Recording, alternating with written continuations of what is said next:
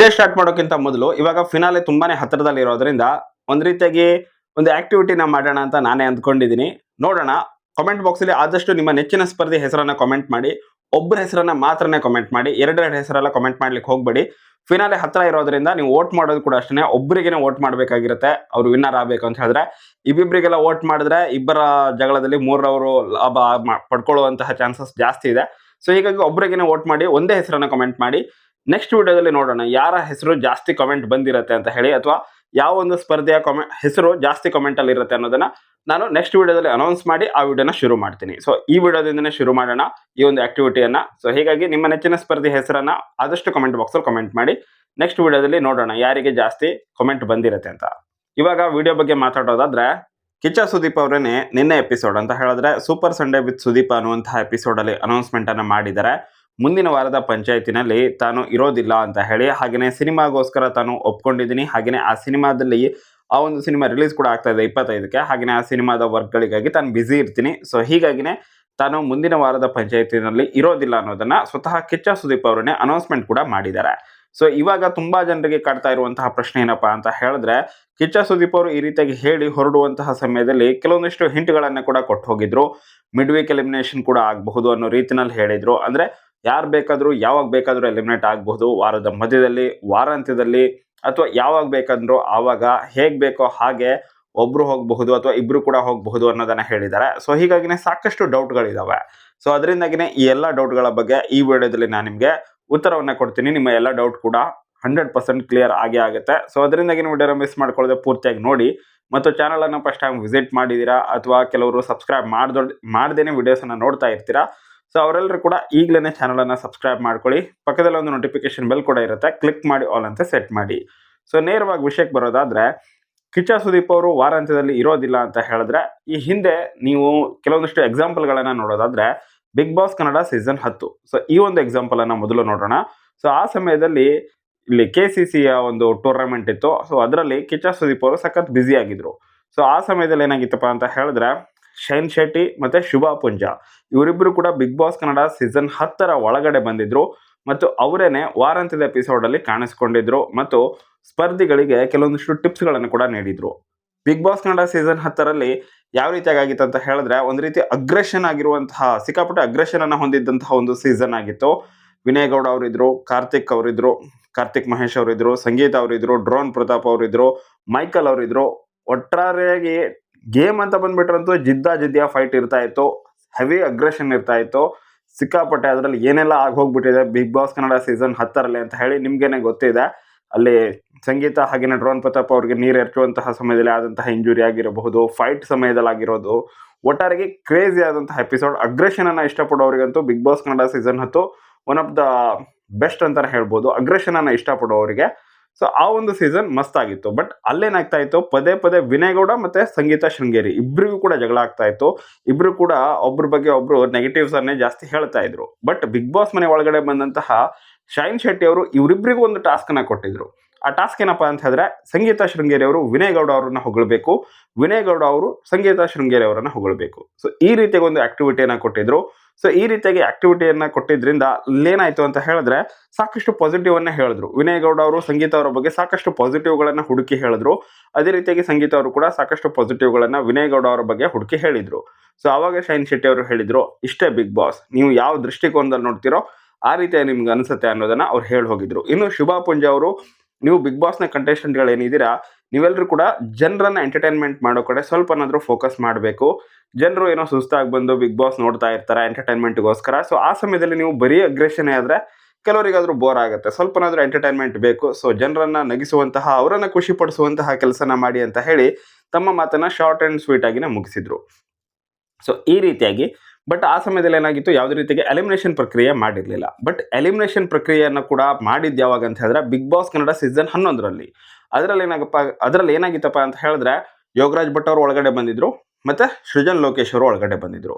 ಅವರಿಬ್ರು ಬಂದು ಎಲಿಮಿನೇಷನ್ ಪ್ರಕ್ರಿಯೆಯನ್ನ ನಡೆಸ್ಕೊಟ್ಟಿದ್ರು. ಸೇಮ್ ಅದೇ ರೀತಿಯಾಗಿ ಈ ಸಲ ಕೂಡ ಆಗುವಂತಹ ಚಾನ್ಸಸ್ ತುಂಬಾನೇ ಹೈ ಇದೆ. ಯಾಕೆ ಅಂತ ಹೇಳಿದ್ರೆ, ಈ ಸಲ 45 ಅನ್ನುವಂತಹ ಮೂವಿ ರಿಲೀಸ್ ಆಗಿದೆ. ಅದು ಟ್ರೇಲರ್ ಸಖತ್ ಹವಾ ಮಾಡ್ತಾ ಇದೆ. ಸೊ ಆ ಸಿನಿಮಾಗೆ ಸಂಬಂಧಪಟ್ಟ ಹಾಗೆ ಉಪೇಂದ್ರ ಅವರಿದ್ದಾರೆ, ರಾಜ್ ಬಿ ಶೆಟ್ಟಿ ಅವರಿದ್ದಾರೆ, ಶಿವಣ್ಣ ಅವರಿದ್ದಾರೆ, ಹಾಗೆಯೇ ಆ ಸಿನಿಮಾದಲ್ಲಿ ಮತ್ತೆ ಯಾರು ಇದ್ರೆ ಅವರನ್ನು ಕೂಡ ಬಿಗ್ ಬಾಸ್ ಅವರಲ್ಲಿ ಯಾರು ಡೈರೆಕ್ಟರ್ ಇದ್ರೆ ಅವರನ್ನು ಕೂಡ ಬಿಗ್ ಬಾಸ್ ಮನೆ ಒಳಗಡೆ ಕಳುಹಿಸುವಂತಹ ಚಾನ್ಸಸ್ ಜಾಸ್ತಿ ಇದೆ. ಯಾಕಂತ ಹೇಳಿದ್ರೆ ಈ ವಾರ ಫ್ಯಾಮಿಲಿ ವೀಕ್ ಆಗಿರುವಂತಹ ಚಾನ್ಸಸ್ ತುಂಬಾ ಅಂದ್ರೆ ತುಂಬಾ ಹೈ ಇದೆ. ಮೊದಲನೇದಾಗಿ ಅದಕ್ಕೂ ಕಾರಣ ಏನಪ್ಪಾ ಅಂತ ಹೇಳಿದ್ರೆ ಇವಾಗ ಫಿನಾಲೆ ತುಂಬಾನೇ ಹತ್ತಿರದಲ್ಲಿದೆ. ಮತ್ತೆ ಇದೇ ಸಮಯದಲ್ಲಿ ಎಕ್ಸಾಕ್ಟ್ ಆಗಿ ಹಿಂದಿನ ಎಲ್ಲ ಸೀಸನ್ಗಳನ್ನ ನೋಡ್ತಾ ಬಂದ್ರೆ ಇಷ್ಟು ದಿನಗಳಾದ ನಂತರನೇ ಬಿಗ್ ಬಾಸ್ ನಲ್ಲಿ ಫ್ಯಾಮಿಲಿ ವೀಕ್ ಆಗ್ತಾ ಇತ್ತು. ಸೊ ಹೀಗಾಗಿ ಈ ವಾರ ಫ್ಯಾಮಿಲಿ ವೀಕ್ ಆಗುವಂತಹ ಚಾನ್ಸ್ ಇದೆ. ಮತ್ತು ಅದರಲ್ಲಿ ಬಿಗ್ ಬಾಸ್ ಮನೆಯ ಎಲ್ಲಾ ಫ್ಯಾಮಿಲಿಯವರು ಬಂದು ಹೋದ ನಂತರ ಇವರು ಯಾರಾದರೂ ಸ್ಪೆಷಲ್ ಗೆಸ್ಟ್ಗಳು ಬರಬಹುದು. ಯಾವ ಮೂವಿ ಅಂತ ಗೊತ್ತಿಲ್ಲ, ಅಥವಾ ಹಳೆ ಕಂಟೆಸ್ಟೆಂಟ್ಗಳೇ ಬಂದ್ರು ಬರಬಹುದು, ರೂಪೇಶ್ ಶೆಟ್ಟಿ ಅವರು ಬಂದ್ರು ಬರಬಹುದು, ದೀಪಿಕಾ ದಾಸ್ ಅವರು ಬಂದ್ರು ಬರಬಹುದು, ಹೇಳಲಿಕ್ಕಾಗಲ್ಲ. ಸದ್ಯಕ್ಕಂತೂ ಯಾರು ಕನ್ಫರ್ಮ್ ಇಲ್ಲ, ನಾನು ರ್ಯಾಂಡಮ್ ಆಗಿ ಗೆಸ್ ಮಾಡ್ತಾ ಇರೋದಷ್ಟೇನೆ. ಯಾರು ಬೇಕಿದ್ರು ಬರಬಹುದು. ಒಟ್ಟಾರೆಗೆ ಅವ್ರು ಬಂದ್ರೆ ಜನ ನೋಡ್ಬೇಕು ಅಂತಹ ಸ್ಪರ್ಧಿಗಳೇ ಬರ್ತಾರೆ. ಅರವಿಂದ್ ಕೆಪಿ ಹಾಗೇನೆ DU ಅವ್ರು ಬಂದ್ರು ಬರ್ಬೋದು, ಹೇಳಲಿಕ್ಕೆ ಆಗೋದಿಲ್ಲ. One of the best combo ಆಗಿದ್ರು, one of the best pair ಆಗಿದ್ರು. ಕಾಂಬೋ ಅನ್ನೋದಕ್ಕಿಂತ one of the best pair ಆಗಿದ್ರು, ನನಗಂತೂ ಸಖತ್ ಫೇವ್ರೇಟ್ ಆದವರು. ಸೊ ಅವ್ರು ಬಂದ್ರು ಬರಬಹುದೇನೋ, ನೋಡೋಣ. ಎಕ್ಸ್ಪೆಕ್ಟೇಷನ್ ಇದೆ. ಸೊ ಅವ್ರು ಬಂದ್ರೆ ಚೆನ್ನಾಗಿರತ್ತೆ. ಒಟ್ಟಾರೆಯಾಗಿ ಇಲ್ಲಿ ಕಳೆದ ಸೀಸನ್ ಬಗ್ಗೆ ಮೊದಲು ಮಾತಾಡೋದಾದ್ರೆ, ಇಲ್ಲಿ ಸೃಜನ್ ಲೋಕೇಶ್ ಹಾಗೇನೆ ಯೋಗರಾಜ್ ಭಟ್ ಅವರು ಬಂದು ಮನೆಯವ್ರ ಜೊತೆ ಎಲ್ಲ ಮಾತಾಡಿ ಕೆಲವೊಂದಿಷ್ಟು ಟಾಸ್ಕು, ಆಕ್ಟಿವಿಟಿ ಇದನ್ನೆಲ್ಲ ಕೊಟ್ಟು ನಂತರ ಎಲಿಮಿನೇಷನ್ ಪ್ರಕ್ರಿಯೆಯನ್ನ ಯಾವ ರೀತಿಯಾಗಿ ಮಾಡಿದ್ರು ಅಂತ ಹೇಳಿದ್ರೆ, ಕೆಲವೊಂದಿಷ್ಟು ಆಕ್ಟಿವಿಟಿಗಳಿರ್ತವೆ. ನಿನ್ನೆ ಅಲ್ಲ ಮೊನ್ನೆ ಸೀಕ್ರೆಟ್ ರೂಮ್ ಇಂದ ಸ್ಪರ್ಧಿಗಳು ವಾಪಸ್ ಬಂದಿದ್ರಲ್ವಾ, ಆ ಸಮಯದಲ್ಲಿ ನಾಮಿನೇಟ್ ಆದಂತಹ ಎಲ್ಲ ಸ್ಪರ್ಧಿಗಳು ನಿಂತ್ಕೊಂಡಿದ್ರು. ಹಾಗೆ ಅವ್ರು ಬಾಕ್ಸ್ ಅನ್ನು ಓಪನ್ ಮಾಡಬೇಕು, ಸೀಕ್ರೆಟ್ ಬಾಕ್ಸ್. ಅದರೊಳಗಡೆ ಡೇಂಜರ್ ಝೋನ್ ಅಂತ ಇದ್ರೆ ಅವರು ಸೇಫ್ ಆಗಿರೋದಿಲ್ಲ, ಕಂಟಿನ್ಯೂ ಆಗ್ತಾರೆ. ಸೇಫ್ ಅಂತಿರೋರು ಸೇಫ್ ಆಗ್ತಾರೆ. ಸೊ ಆ ರೀತಿಯಾಗಿ ಬೇರೆ ಬೇರೆ ರೀತಿಯಾಗಿ ಆಕ್ಟಿವಿಟೀಸ್ ಇರುತ್ತೆ. ಕೆಲವೊಂದಿಷ್ಟು ಸೀಸನ್ ಅಲ್ಲಿ ಒಂದು ರೀತಿ ಜ್ವಾಲಾಮುಖಿ ಸ್ಟ್ರಕ್ಚರ್ ಇರ್ತಾ ಇತ್ತು, ಅವರಿಗೊಂದು ಲಿಕ್ವಿಡ್ ಅನ್ನ ಕೊಟ್ಟಿರ್ತಾ ಇದ್ರು. ಅದನ್ನ ಜ್ವಾಲಾಮುಖಿ ಒಳಗಡೆ ಹಾಕಿದಾಗ ಪೋಮ್ ಬರುತ್ತೆ ಹೊರಗಡೆ. ಗ್ರೀನ್ ಕಲರ್ ಬಂದ್ರೆ ಸೇಫ್ ಅಂತ, ರೆಡ್ ಕಲರ್ ಬಂದ್ರೆ ಡೇಂಜರ್ ಝೋನ್, ಹಾಗೇನೆ ಕಂಟಿನ್ಯೂ ಆಗ್ತೀರಾ ಅಂತ. ಸೊ ಈ ರೀತಿಯಾಗಿ ಒಟ್ಟಾರೆಗೆ ಹಂತಗಳಿರ್ತವೆ. ಒಂದೊಂದೇ ಹಂತದಲ್ಲಿ ಕೆಲವೊಬ್ಬರನ್ನ ಸೇವ್ ಮಾಡ್ತಾ ಬಂದು ಕೊನೆಯಲ್ಲಿ ಇದ್ದಂತಹ ಬಾಟಮ್ 2ಗೆ ಏನ್ ಮಾಡಿದ್ರು ಅಂತ ಹೇಳಿದ್ರೆ 2 ಕಾರ್ಗಳನ್ನ ಕರೆಸಿದ್ರು. ಮತ್ತು ಆ ಕಾರ್ನಲ್ಲಿ ಕೂತು ಒಂದು ಗಾರ್ಡನ್ ಏರಿಯಾದಲ್ಲಿ ರೌಂಡ್ ಹಾಕ್ತಾ ಇರುತ್ತೆ ಕಾರ್. ನಂತರ 2 ಕಾರು ವಾಪಸ್ ಹೋಗಬಹುದು, 2 ಕಾರು ವಾಪಸ್ ಹೋಗಿ 1 ಕಾರ್ ವಾಪಸ್ ಕೂಡ ಬರಬಹುದು. ಸೊ ಈ ರೀತಿಯಾಗಿ ಚಾನ್ಸಸ್ ಇರುತ್ತೆ. ಅಥವಾ 2 ಕಾರ್ಗಳು ಹೊರಗಡೆ ಹೋಗಿದ್ದು ವಾಪಸ್ ಬರ್ದೇನೂ ಇರಬಹುದು. ಸೊ ಅದೇ ರೀತಿಯಾಗಿನೇ ಕಳೆದ ಸೀಸನ್ ಅಲ್ಲಿ ತುಕಾಲಿ ಮಾನಸ್ ಅವರು ಎಲಿಮಿನೇಟ್ ಆಗಿದ್ದು ನಿಮ್ಗೆ ಗೊತ್ತಿರಬಹುದು. ಕೆಲವರಿಗೆ ನೆನಪಿಲ್ಲ ಅಂತ ಹೇಳಿದ್ರೆ ನೆನಪು ಮಾಡ್ತಾ ಇದ್ದೀನಿ ಇವಾಗ. ಸೊ ಅದೇ ರೀತಿಯಾದಂತಹ ಪ್ರೊಸೀಜರ್ ಈ ಸಲ ಕೂಡ ಆಗುವಂತಹ ಚಾನ್ಸಸ್ ಇದೆ. ಬಟ್ ಯಾರು ಬರ್ತಾರೆ ಅನ್ನೋದು ಇನ್ನೂ ತನಕ ಕನ್ಫರ್ಮ್ ಆಗಿಲ್ಲ. ಮತ್ತೆ ಈ ಸಲ ಫ್ಯಾಮಿಲಿ ವೀಕ್ ಆಗಿರೋದ್ರಿಂದ ಇನ್ನೊಂದು ವಿಷಯ, ಮಿಡ್ ವೀಕ್ ಎಲಿಮಿನೇಷನ್ ಏನಿರುತ್ತೆ ಆ ಒಂದು ಮಿಡ್ ವೀಕ್ ಎಲಿಮಿನೇಷನ್ ಆಗೋ ಚಾನ್ಸಸ್ ತೀರಾ ಕಡಿಮೆ. ನನ್ನ ಪ್ರಕಾರ, ನನ್ನ ಒಂದು ಪ್ರಿಡಿಕ್ಷನ್, ಈ ವಾರ ಫ್ಯಾಮಿಲಿ ವೀಕ್ ಆಗುತ್ತೆ ಅನ್ನೋದು ಕೂಡ ನನ್ನ ಪ್ರಿಡಿಕ್ಷನ್. ಯಾಕಂತ ಹೇಳಿದ್ರೆ ನೀವು ಅಬ್ಸರ್ವ್ ಮಾಡಿ, ಕಳೆದ ಎಲ್ಲ ಸೀಸನ್ಗಳನ್ನ ನೋಡಿ, ಇಷ್ಟು ದಿನಗಳಾಗಿದೆ. ಇವಾಗ ಫಿನಾಲೆ ಆಲ್ಮೋಸ್ಟ್ ಜನವರಿ ಮಿಡ್ಡಲ್ಲಿ ಆಗುತ್ತೆ. ಸೊ ಹೀಗಾಗಿ ಇನ್ನು 3 ವಾರ ಇರ್ಬೋದು, ಮ್ಯಾಕ್ಸಿಮಮ್ 3 ರಿಂದ 4 ವಾರ ಇರುತ್ತೆ. ಸೊ ಈ ಸಮಯದಲ್ಲಿ ಫ್ಯಾಮಿಲಿ ವೀಕ್ ಆಗುತ್ತೆ. ನಂತರ ಟಿಕೆಟ್ ಟು ಫಿನಾಲೆ ಅನ್ನುವಂಥ ರೌಂಡ್ ಬೇರೆ ಇರುತ್ತೆ. ಸೊ ಹೀಗಾಗಿ ಫ್ಯಾಮಿಲಿ ವೀಕ್ ಆಲ್ಮೋಸ್ಟ್ ನನ್ನ ಪ್ರಕಾರ ಅಂತೂ ಕನ್ಫರ್ಮ್ ಈ ವಾರ ಅಂತ ಅನಿಸ್ತಾ ಇದೆ. ಒಂದು ಗೆಸ್ ಇದು, ಆಲ್ಮೋಸ್ಟ್ ಕನ್ಫರ್ಮ್ ಅಂತ ಅನಿಸ್ತಾ ಇದೆ. ಸೊ ಈ ವಾರ ಫ್ಯಾಮಿಲಿ ವೀಕ್ ಆಯಿತು ಅಂತ ಹೇಳಿದ್ರೆ ಮಿಡ್ ವೀಕ್ ಎಲಿಮಿನೇಷನ್ ಇರೋದಿಲ್ಲ. ಅದೇನೇನಾದರೂ ಫ್ಯಾಮಿಲಿ ವೀಕನ್ನ ಮುಂದಿನ ವಾರಕ್ಕೆ ಹಾಕಿದ್ರು, ಈ ವಾರ ಫ್ಯಾಮಿಲಿ ವೀಕ್ ಇಲ್ಲ ಅಂತ ಕನ್ಸಿಡರ್ ಮಾಡಿ, ಆವಾಗ ಮಿಡ್ ವೀಕ್ ಎಲಿಮಿನೇಷನ್ ಆಗೋ ಚಾನ್ಸಸ್ ಇದೆ. ಯಾಕಂತ ಹೇಳಿದ್ರೆ ಬಿಗ್ ಬಾಸ್ ಮನೆಯಲ್ಲಿ ಇವಾಗ 10ಕ್ಕಿಂತ ಜಾಸ್ತಿ ಸ್ಪರ್ಧಿಗಳಿದ್ದಾರೆ. ಸೊ ಅವರೆಲ್ಲ ಎಲಿಮಿನೇಟ್ ಆಗಬೇಕಲ್ಲ. ಸೊ ಎಲಿಮಿನೇಟ್ ಆಗಬೇಕು ಅಂತ ಹೇಳಿದ್ರೆ ಬೇಗನೆ ಬಿಗ್ ಬಾಸ್ ಮನೆಯಲ್ಲಿ 1 ಅಥವಾ 2 ಸ್ಪರ್ಧಿಗಳು ಹೊರಗಡೆ ಹೋಗಲೇಬೇಕು. ಒಂದು ಮಿಡ್ ವೀಕಲ್ಲಿ ಒಬ್ರು ಹೋಗ್ತಾರೆ, ವಾರಾಂತ್ಯದಲ್ಲಿ ಒಬ್ರು ಹೋಗ್ತಾರೆ. ಅಥವಾ ಮಿಡ್ ವೀಕಲ್ಲಿ ಎಲಿಮಿನೇಷನ್ ಆಗೋದಿಲ್ಲ, ವಾರಾಂತ್ಯದಲ್ಲೇ ಡಬಲ್ ಎಲಿಮಿನೇಷನ್ ಆಗೋ ಚಾನ್ಸಸ್ ತುಂಬಾನೇ ಹೈ ಇದೆ. ನೋಡೋಣ ಏನಾಗುತ್ತೆ ಅಂತ ಹೇಳಿ. ನನ್ನ ಎಕ್ಸ್ಪೆಕ್ಟೇಷನ್ ವಾರಾಂತ್ಯದಲ್ಲಿ ಡಬಲ್ ಎಲಿಮಿನೇಷನ್ ಇರಬಹುದು ಅಂತ ಅನ್ನಿಸ್ತಾ ಇದೆ.